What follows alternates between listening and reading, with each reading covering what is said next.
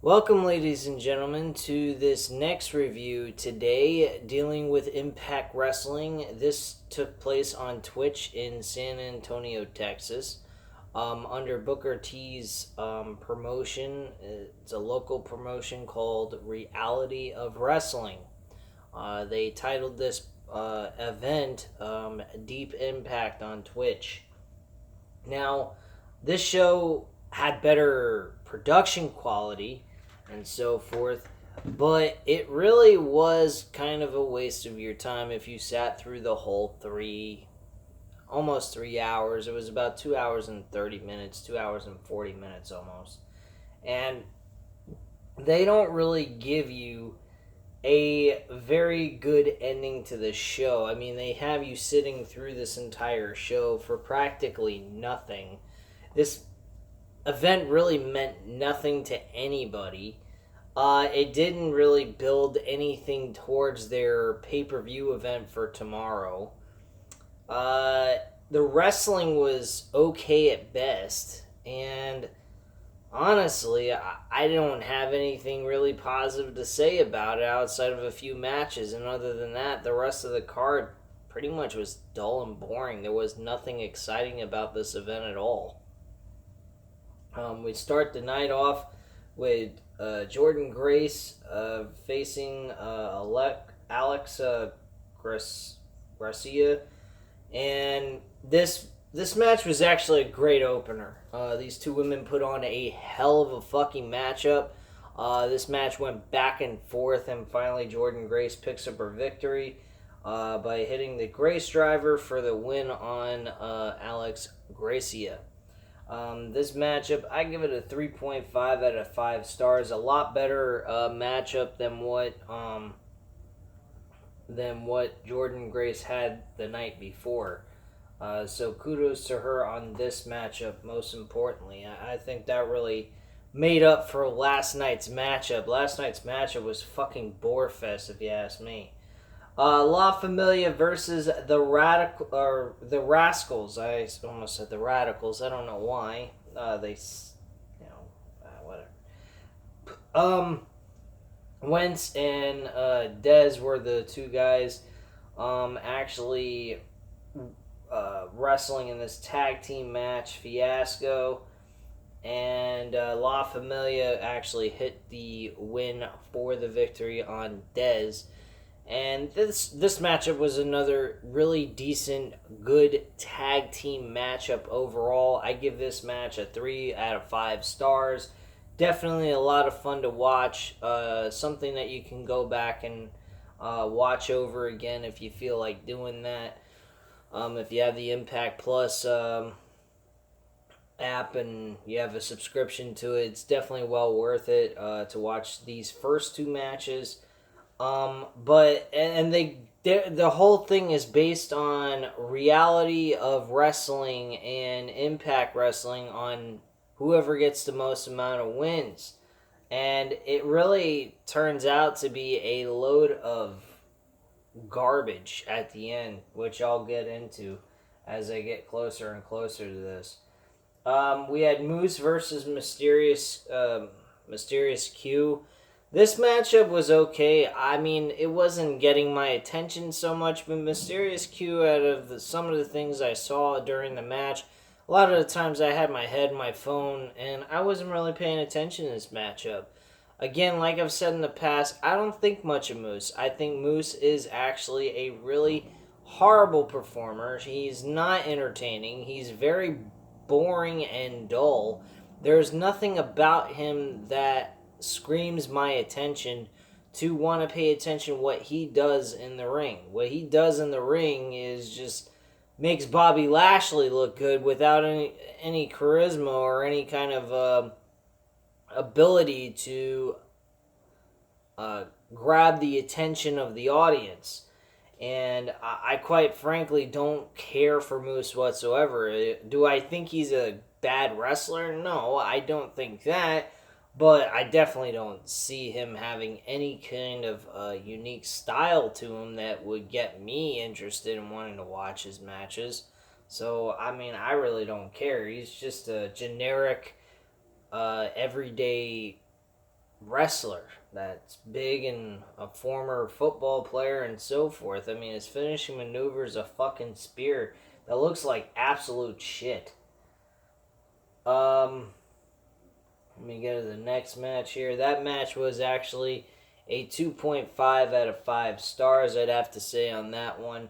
The next match was a 12-man Scramble Television Championship match that had 6 men from Impact and 6 men from Reality of Wrestling performing in this Battle Royale. And then the last 2 competitors would be the people that would compete in a one-on-one matchup for a pinfall or submission, which I actually kind of like that style. I think that would be a really great idea to throw into the Royal Rumble of like WWE. Instead of having the last 2 combatants throw each other over the top rope like everybody else would, make them really earn it and actually have pinfall or submission at the end of the Royal Rumble with 2 guys left over. I think that's what they really should turn the Royal Rumble into, instead of it being focused on throwing your opponent off the top rope. Because where did you really earn the ability to get an opportunity to go to WrestleMania, being the biggest stage of them all, to perform in front of such a large crowd like that? I think that would bring a lot more interest in this, in that kind of, in the Royal Rumble, at least for me anyway. I mean, I don't think the Royal Rumble is horrible or anything like that. I'm not saying that. I just think that the ending of the match, where the way you win is by throwing your opponent off the top rope, I mean, that's not exactly a lot of talent there. That's just pure bullshit. I don't think that there should be a way of going to something that big is just throwing your opponent off the top rope. I understand you're competing against 29 other guys, but still, I mean, that's kind of weak. At least for the ending of the match. I think they should have a pinfall submission type matchup at the end instead of a full-on all the way through Royal Rumble type matchup. But that's not here or there. We're talking about Impact Wrestling being this crappy event that I really could not stand. I just didn't sit through any of it whatsoever.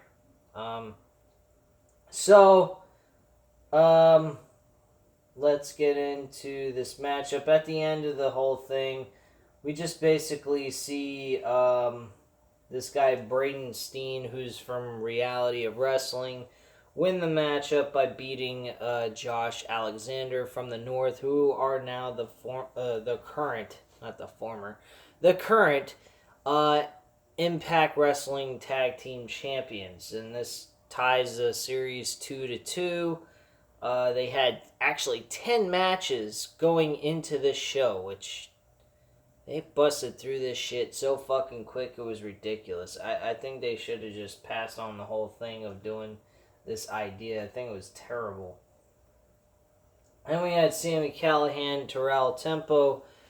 This guy Tyrell Tempo actually got my attention. I actually enjoyed watching him perform in front of the audience. Oh, and the television championship for Reality Wrestling, I'm going to give that a 2 out of 5 stars, because that was just boring as fuck. Sami Callihan versus Tyrell Tempo. Tyrell Tempo is not a bad performer. He is actually very good. Put him with a top-notch promotion, and he just may gain a lot of attention. But this matchup did not gain my attention whatsoever. I really don't see anything that was noteworthy about it. It ended up being a double disqualification, making it just a reason for them not to have to do another matchup. But at the end, you're gonna understand why I say this show was absolute shit. But yeah, they were saying that if it ends up being a draw, like if there ends up being a 5 wins for Impact, 5 wins for Reality Wrestling, they would just have they would pick their top star from each brand, and have them compete one-on-one. And that's it. But this ended up being a double countout, which led to basically the ability to determine who is going to win this entire event and have bragging rights over that. So, we move on to the next match. This matchup I give a 1.5 out of 5 stars. Michael Elgin versus Texas champion Moonshine Mintel. Some of these guys on fucking reality wrestling, I don't know what good old Booker T has been doing with his talent, but they ain't fucking catching my attention. They didn't catch my attention whatsoever. This was just fucking bullshit. Thank you God Michael Elgin won, but here's the thing that drove me completely out of proportion with this. What I didn't like about it. The North comes down and interferes in this matchup and causes Moonshine the ability to get this win because it was actually pretty close. Either way it could have went.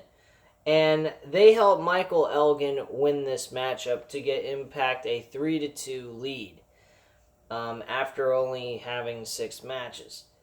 This was illogical. Why is the North coming down to help Michael Elgin? Are they going to become a faction? Are they going to do anything to help Michael Elgin in the future to become a world champion? I don't understand it. I hope that they continue with this, because if they just went with this, just for this one specific event, and you don't see Michael Elgin at all associated with the North, at any point in time in future Impact Wrestling episodes, that's going to be a bunch of bullshit to me as what they were giving us here in this event. Now, granted, I'm pretty sure a lot of people didn't watch this shit.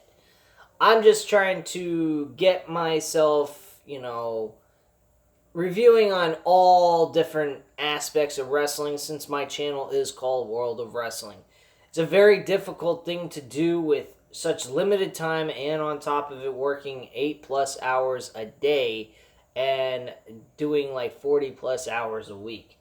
So it makes trying to get through all this shit with them being 2.5 hours long and so forth, it makes it very hard to get through all this shit and try to watch this stuff and give you guys my reviews and then take the time to do the review on top of it and provide all this information to you guys. I mean, I'm not exactly the greatest results provider to these reviews. I'm just giving you just my feel of the show, how I felt about it, and so forth. And quite frankly, nothing on this card really got me going crazy over, outside of the matchup I saw with the first 2 matches.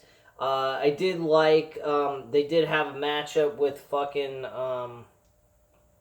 with LAX, which LAX always delivers. I don't know what it is about them, but they always seem to deliver their show.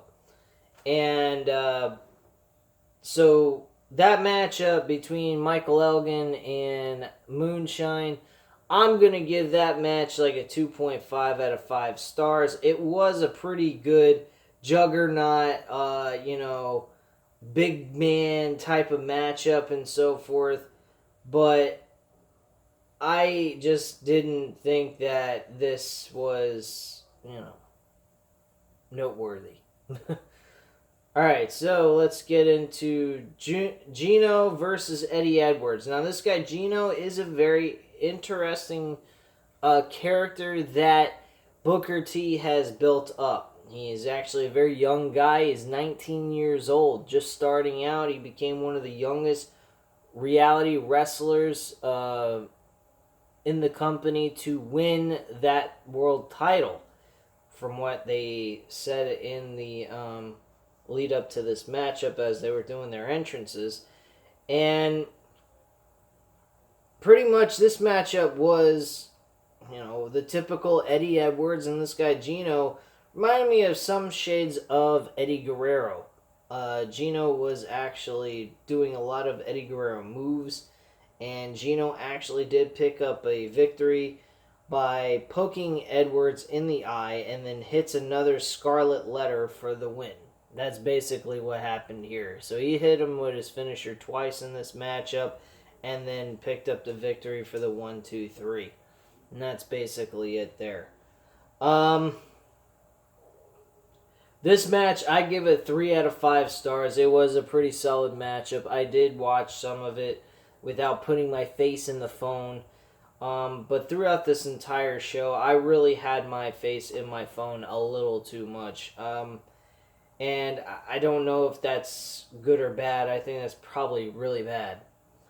Now, we come to AQA versus Hein versus Su Yung versus Tessa Blanchard. The winner gets a shot at the Knockouts or Diamond Championship. That basically how they said it works is if an Impact wrestler pins a ROW or Reality of Wrestling performer, that they get a title shot opportunity. Now, as we all know, and we're experts at watching WWE, what does WWE always do? Provide us something that they say they're going to do, and then they don't provide it. Well, I'm going to put Impact Wrestling on the spot and see where they go with this, and actually see if they utilize this in their storylines, because Tessa Blanchard won the match. Now, she's moving on tomorrow night to face Sami Callihan, which I think is going to be a fun fucking match to watch. I hope she don't get severely hurt. I hope Sami Callihan is very safe with her. And, I mean, both of them being safe with each other, to be quite frank with you, because Tessa Blanchard could do something to him that could hurt him. She ain't no fucking pushover bitch. She's one tough motherfucker. And, But Sami Callihan, man, he's a fucking big motherfucker that could really hurt Tessa Blanchard. Tessa Blanchard's tough, but she's not as big and muscular as this guy is. And he can fuck you up big time if you piss him off. Just looking at him, he's a brawler. He would definitely, unless you're a good boxer or an MMA fighter, and if you're just an average Joe guy looking for a fight with this dude, he will kick your ass. That's how I look at it with him. But Tessa Blanchard picks up the victory in this fatal 4-way women's matchup, which again, 2 women's matchups that were on this card were very entertaining. I actually enjoyed this matchup. Tessa Blanchard picks up the victory. I give this match a 3.5 out of 5 stars. So I was very impressed with the women in this event. The only thing I didn't like was the men. The men were horrible in this fucking show. I mean, AQA, who's the women's champion in Reality of Wrestling, she was doing some high-flying maneuvers. She did a superstar press and off the top rope onto the floor outside the ring and nailed everybody picture perfect. So she's a very talented girl, but she kind of fucked up a few spots in the early part of the match, which kind of disappointed me. But at the end of the day, I mean, you're not going to always have a perfect match. Sometimes there are botches, and, that happens. Especially if you're moving a little too fast than you should, and it causes you to slip up on what you're doing, you're going to fuck up. Plain and simple. You got to be, you got to play it safe, you got to be smart, and take your time with these moves so that they look believable enough that you're hitting them and making it look as real as possible, even though we all know it's not supposed to be for real or a reality sport. It's just a fixed sport with realism in it where they perform the moves and stuff. Then we have Fly Def versus LAX. This matchup was good. The only problem is that Moonshine hits Ortiz with a chair. Now, I don't understand that either. That was really a bizarre thing I saw. Them going ahead and having the same guy who got fucked over in the Michael Elgin match does the same thing that the North did with Michael Elgin and him. I don't understand that. Why would you fuck over the tag team of that division just because the sake of your match sucked because it got screwed over by the North? Why didn't you just go after them and attack them? It made no sense to me. But whatever. That's Impact for you. So then we go to the main event. Main event was Rich Swann defending his Impact X Division Championship against Reality Wrestling Champion Ryan Davidson, who's a current the champion. Not current. He's a current champion who just recently won this title, at least last month, from what I remember them saying. And going back to the ranking on the tag team matchup, I give it a 3 out of 5 stars, but the ending sucked. Going to this match now, it's a winner-take-all match. It's the final matchup, and you would think that there would have been some kind of disqualification, anything to savor the fact that they couldn't have the titles switch hands and neither one of them walking away with the championships. Quite frankly, this matchup should have just been champion versus champion. That's it. No titles on the line, no nothing.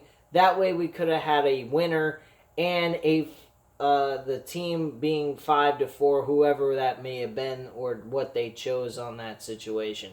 For them to have a winner-take-all match was absolutely stupid. It left them with they basically painted themselves in a corner, metaphorically speaking, and they had to do an ending to this show where, like, if you're building up for a Royal Rumble match, you have the entire fucking participants that are involved in the Royal Rumble match get involved in the main event match just before the Royal Rumble pay-per-view, and they have a fucking fallout brawl. I mean, that was just fucking stupid. And it's not even anything important. Why wouldn't you just make it a, champion versus champion match, non-title matchup, singles match, and let it be at that? That's all. The matchup was shit because of the ending. The match in itself was okay. I had no problems with that. I give the match a 2 out of 5 stars simply because of that fucked up ending. If it had a normal ending, I would have just given it a 3 out of 5. But this was just fucking terrible. I really hate what they did here. Then they don't give you a fucking ending to this matchup. Nothing. They don't even have a tiebreaker. They just go off the air and say, thank you for joining us. We'll see you tomorrow night at Slammiversary, and that's it. Now, granted, I may be going off on my hinges here and going a little too apeshit here on this situation, but, I mean, I understand this is just a Twitch special. There's nothing important about this. Who gives a shit why you care so much? Well, technically, maybe if you put a little effort and care into what you're providing, giving us some really great wrestling and also logical booking towards these matches, maybe people actually express interest in them. Then again, maybe they won't. But regardless if they do or they don't, why wouldn't you want to provide something that's a little bit more logical and isn't retarded like what we saw tonight? Completely stupid. Anyway, guys, that's pretty much the overall gist of this entire review. I really am pooped out from wrestling. I don't know if I'm going to be providing that review tomorrow or not for the night 1 of the G1 Climax or not. I more than likely will, though, because it's just one show I'm going to be watching. I don't know if I'm going to be able to provide you guys the Slammiversary pay-per-view event the same day it happens, or I might have to watch it the next night after and try to stream it on the internet and see how it went, and give you guys my overall opinion on that and do it on Monday. And that's probably what I'm going to have to do, is watch it on Monday and then give you guys my review on it. But that's pretty much the remainder of the schedule for this weekend. Is I'm just going to do the G1 Climax 29 Night 1 event. Get through... I'm just going over mainly just the matches for the tournament itself. I'm not going to be doing anything else but that. I'm not sitting through the entire show. There are actually several different tag team matches that go on before they get into the tournament. Matches that are one-on-one, which is the only thing I'm caring to watch. And that's pretty much it on that card. So I'm probably going to be watching about 5 matches. The show should go like 2 hours or so, based on how long the matches are for these 5 matches. And then I'll just give you guys my review on that. Monday night will be the Impact Slammiversary pay-per-view event. If I have the ability to stream it live the same night that it's happening, I will definitely give you guys the review that same night, immediately after the show is over. So just want to throw that out there, let you guys know what my schedule is and what I'm doing here, and then, provide you guys what I told you I was going to do. Anyway, guys, hit the like button if you like this video. Hit the subscribe button if you're not already subscribed to the channel. And leave a comment down below, and I'll get back to you on that. And I thank you very much for watching. Have a great night, guys. Bye.